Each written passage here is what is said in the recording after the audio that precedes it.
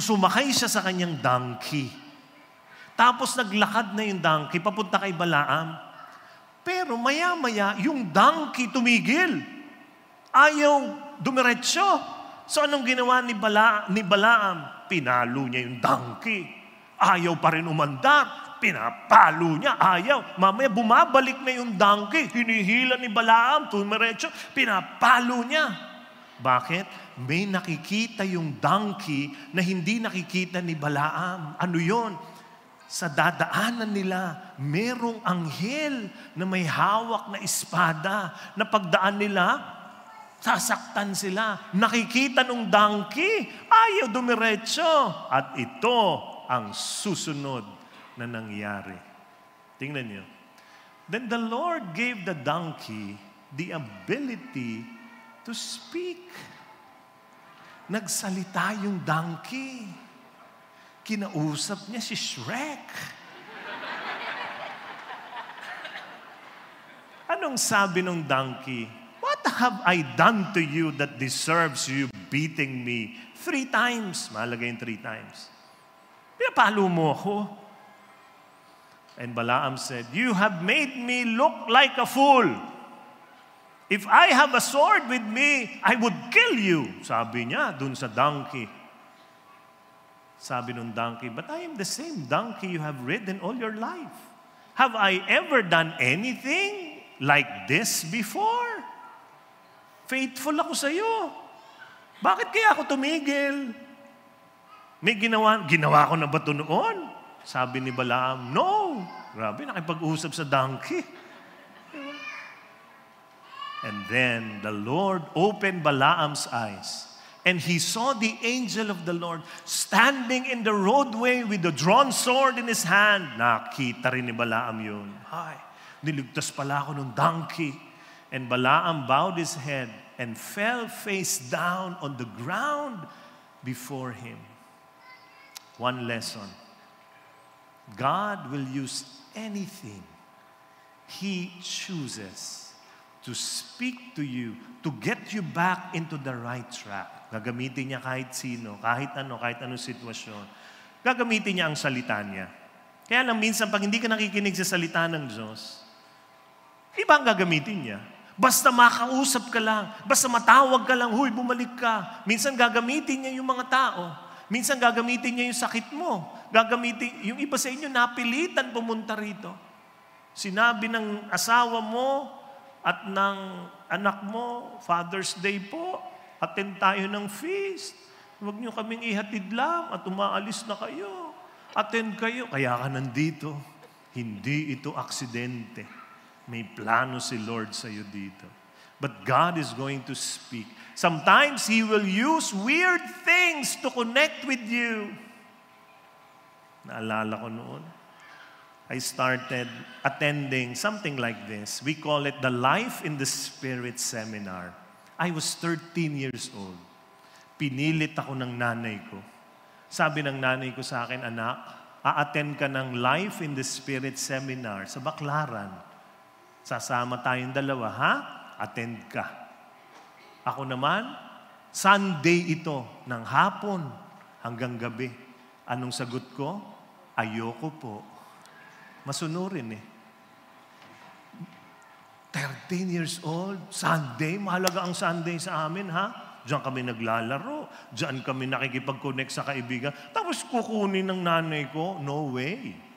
Alam mo, sabi ng nanay ko, anak, pag hindi ka umattend, wala kang allowance. So ako naman, anong oras po alis natin? Napilitan ako. Attend ako. Nako, yung inattendan ko, marami kami.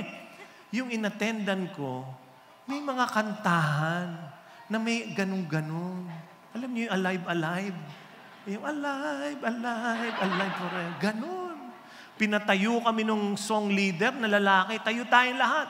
Kumanta tayo na masisiglang awit sa Panginoon. Lahat tayo, Ako nasa harapan. Nakaupo. Hindi ako tumatayo.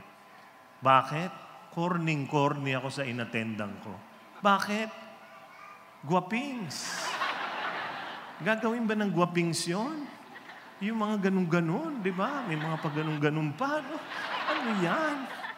So ako talaga corny. Tapos yung kumakanta, dahil lahat naman sumusunod sa kanya, ako lang ang hindi, nako, parang naiinis sa akin, tinutukan ako, lumapit pa sa harap, alive, ganyan. Para tumayo ako sa loob-loob ko, sige, patigasan tayong dalawa. Poker face. Pagkatapos ng kanta, sama ng loob ng mga kumakanta, kasi hindi nila ako napatayo, kitang-kita mo yung mukha nila. Pumunta yung speaker. Ang galing ng speaker, parang tipaklong, talon ng talon, gano'n. Pero sa loob-loob ko, sus, Busconyan ako eh. Prep pa lang, narinig ko na yan. Next speaker, ganun din. Sus, narinig ko na yan. Tapos ang susunod, yun ulit. Kantahan na naman. Sabi nung host, tatayo tayo ha, kakanta tayo. Ganon. So tatawagin kong music ministry. Sa loob-loob ko, ito na naman kami. Patigasan na naman. Alam nyo, ang galing ng music ministry, ang pinatayo nila para mamuno ng kantahan ay isang napakagandang babae. Nabuhayan ako eh. Ang puti, ang ganda, yung balat niya, talagang parang ganito. Hindi kayo naniwala. Yung talagang nagulat ako. Tapos sabi niya, mga kapatid, tumayo tayong lahat, kumanta tayo ng masisiglang awit sa Panginoon. Ako unang-unang tumayo. Sabi ko sa lahat, tayo tayo, ha? Tapos pag gaganon siya, ako rin, ganun din. Buhay na buhay ako. Bakit? Ganda eh. Ginamit ni Lord yun. Pagkatapos, buhay na buhay ako, saya ko. Sabi nung host, next week, babalik tayo ha. 16 na linggo ito. Ang haba. Pero ako balik. Bakit? May maganda eh. Next week, balik pa rin ako. Doon ako sa harap pa, para malapit sa kanya. Ganda eh. Next week, doon ako. Next week, itong maganda, hindi na kumakanta sa harap. Nandun na lang siya sa likod. Kaya that week, sakit ang liig ko. Kakatalikod, gano'n. Gano'n ako ng gano'n, para makita lang. Next week, wala pa rin siya sa harap. Nasa likod pa rin siya.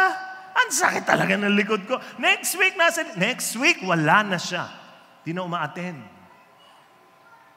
Pero next week, nandiyan pa rin ako. Bakit? Si Lord na yung pinupuntahan ko. Ginamit lang siya ng Diyos. Ginamit lang yung allowance ng Diyos para matawag ako. You know why?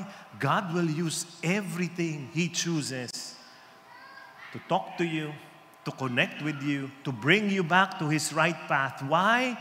Because God will never give up on you.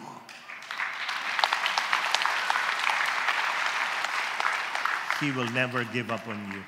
Kaya itong pagpunta nyo rito, napilitan ka man, o may nangyayari sa'yo, kaya ka nandito, o napanood mo lang ako sa TikTok, si Lord ang may kagagawan yan. Hindi kami. Siya, meron siyang gustong sabihin sa'yo. Kaya anong gagawin mo? Balik ka every Sunday. Sikuhin mo yung katabi mo, sabi mo, bumalik ka every Sunday. Kung gusto nyo, Saturday pa lang, dito na kayo. Diba? Ang Lord, Saturday pa lang, kausapin mo na ako. Ganon.